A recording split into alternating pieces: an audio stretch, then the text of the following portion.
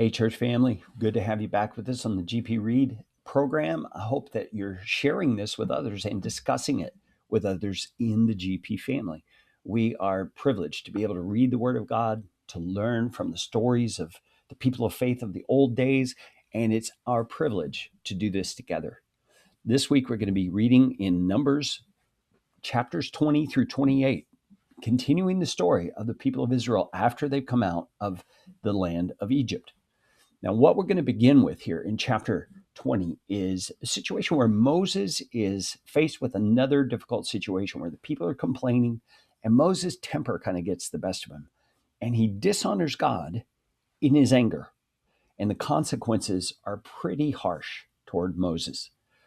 Just notice what God says to Moses, what it is that God points as the reason for why he disciplines Moses in the way he does. And let that stir in your heart what we need to learn about God from Moses' example. You're also going to see a section where a nation called Edom refuses Israel to come through their land. Now, what you need to keep in mind here is that Edom are the descendants of Esau, Jacob's brother. Remember, we read that earlier in the book of Genesis.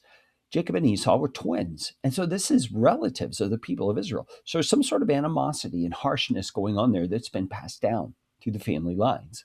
You're going to see judgments later pronounced on Edom because of this event. So pay attention to the details. You're going to see the generation of Moses beginning to pass on. You're going to see Aaron pass away.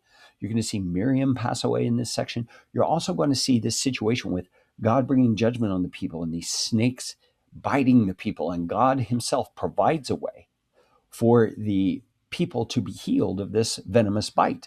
And he does it through this bronze serpent that he instructs Moses to build. And this situation is also referred to in the New Testament. So pay attention to the details so that when you get to the New Testament, you'll understand better what's being spoken of. You're going to see a couple of defeats of other kings as they move into the nation and toward the nation. You're going to see this long section about a guy named Balaam. He's really a pagan seer or prophet who is hired to bring a curse against Israel.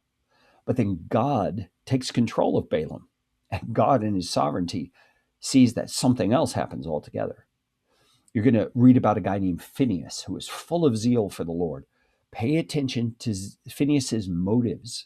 And even though what he does looks extreme to us, listen to how God honors him. And take to heart what God might say of you if you were to honor him according to the same kind of line that Phineas does.